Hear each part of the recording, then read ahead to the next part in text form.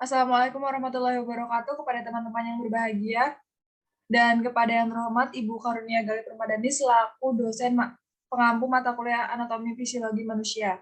Kali ini kita akan menganalisis jurnal dengan judul pengaruh kadar low density lipoprotein kolesterol LDLC terhadap derajat keparahan penyakit Parkinson.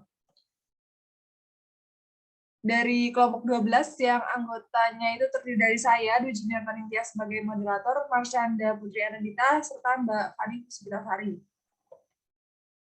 Konten yang akan kita bahas dalam analisis artikel ilmiah pada kesempatan kali ini adalah yang pertama adalah identifikasi masalah, urgensi, metode, rangkuman, serta kesimpulan. Bibliografi atau identitas dari buku jurnal yang kami identifikasi adalah sebagai berikut. Yang pertama itu dengan judul pengaruh kadar low density lipoprotein kolesterol LDLC terhadap derajat keparahan penyakit Parkinson. Dengan pengarangnya itu ada tiga Natania Agustin, Subagya, dan Abdul Ghafir. Diterbitkan di Yogyakarta pada tahun 2020 sebanyak 6 halaman. Untuk selanjutnya akan dibacakan oleh Mbak Fani. Selanjutnya, yang pertama ada identifikasi masalah.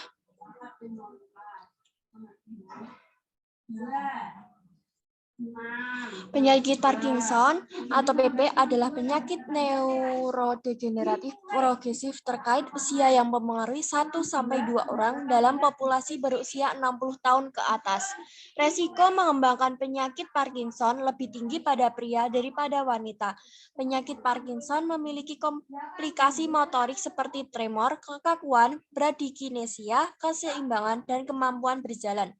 Penentuan derajat keparahan dari penyakit Parkinson dapat menggunakan skala Hoehn dan Yahr atau The Unified Parkinson Disease Rating Scale.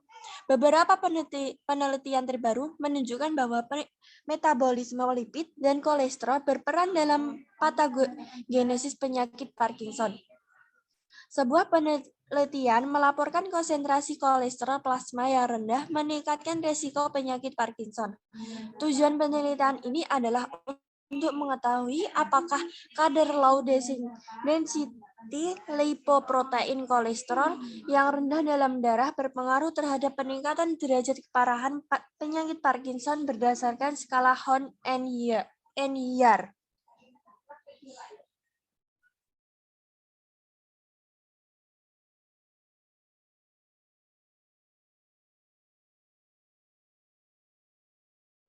Selanjutnya ada Parkinson disease itu terjadi di otak yang menyerang superior colliculus, di mana terdapat retakan atau di bagian substainigra, sehingga penderita akan mengalami getaran atau gerakan anggota tubuh yang bergetar secara tidak terkendali.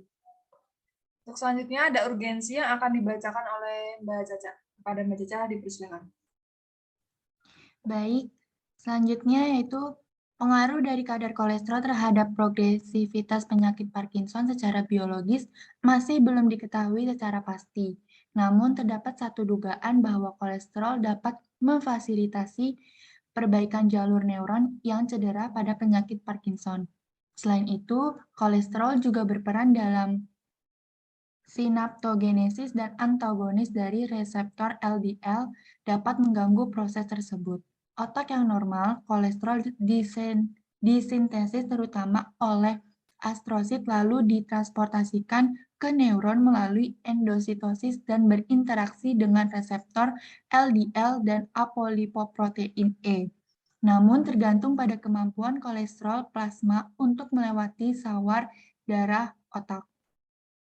Penderita Parkinson yang memiliki riwayat penyakit hipertensi memiliki risiko terjadinya stres oksidatif yang menyebabkan terjadinya kerusakan sel neuron dopaminergic normal terutama di substansia nigra, sehingga dapat mempengaruhi progresivitas dari penyakit Parkinson.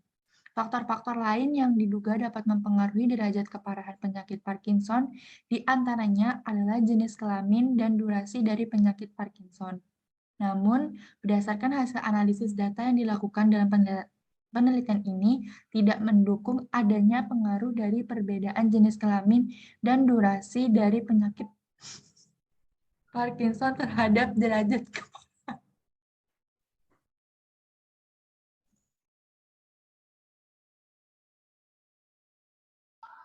Yang ketiga, ada metode.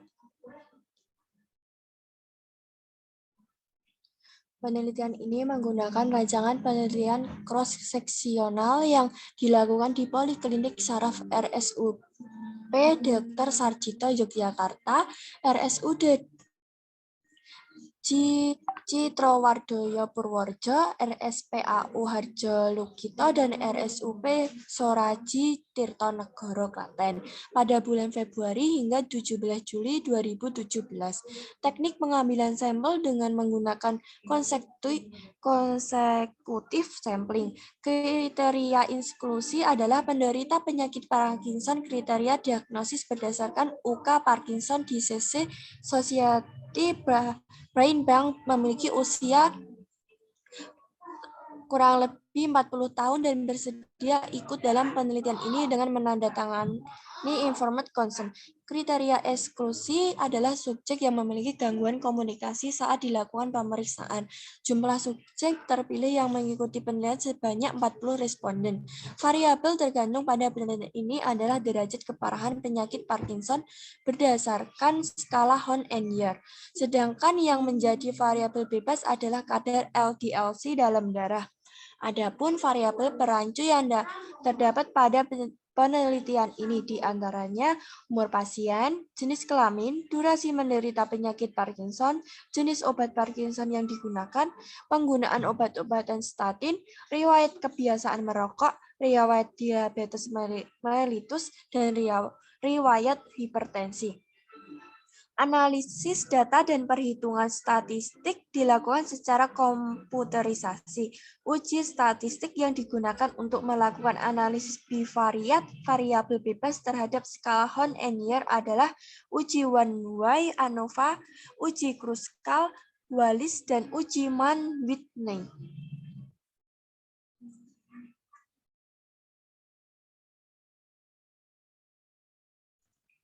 Baik, selanjutnya ada ringkasan hasil dan pembahasan. Hasil penelitian ini menunjukkan bahwa kadar LDL-C tidak didapatkan hasil yang signifikan terhadap derajat keparahan penyakit Parkinson menggunakan skala Hoehn and Yahr. Berbeda dengan hasil penelitian sebelumnya yang dilakukan oleh Sterling bahwa terdapat hubungan antara tingginya kadar LDL-C plasma terhadap perbaikan fungsi eksekutif dan performa dari fungsi motorik halus pada penderita penyakit Parkinson. Selain itu, hasil penelitian ini juga didapatkan bahwa terdapatnya riwayat hipertensi pada penderita Parkinson merupakan salah satu faktor risiko terhadap peningkatan derajat keparahan penyakit Parkinson.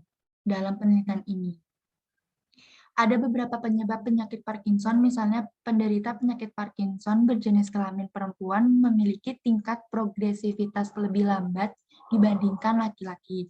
Diduga karena adanya perbedaan kadar estrogen antara laki-laki dan perempuan, sehingga dapat memproteksi neuron dari berbagai penyakit neurodegeneratif dengan cara melindungi neuron terhadap stres oksidatif. Demikian pula terhadap durasi atau lama penderita Parkinson akan mempengaruhi terhadap progresivitas klinis baik motorik maupun non-motorik dari penyakit Parkinson. Untuk selanjutnya adalah kesimpulan. Kesimpulan yang kita dapatkan dari analisis jurnal kali ini adalah, yang pertama, penyakit Parkinson atau PP adalah gangguan neurodegeneratif progresif yang berkaitan dengan usia. Yang kedua, beberapa faktor terbaru menunjukkan bahwa metabolisme lipid dan kolesterol berperan dalam patogenesis penyakit Parkinson. Yang terakhir, meningkatkan kadar LDL-C dalam darah tidak dapat memperbaiki kondisi klinis gejala Parkinson. Sekian presentasi analisis jurnal dari kelompok kami. Kurang lebihnya mohon maaf. Apabila ada pertanyaan dapat dituliskan di kolom diskusi di Elita. Terima kasih. Wassalamualaikum warahmatullahi wabarakatuh.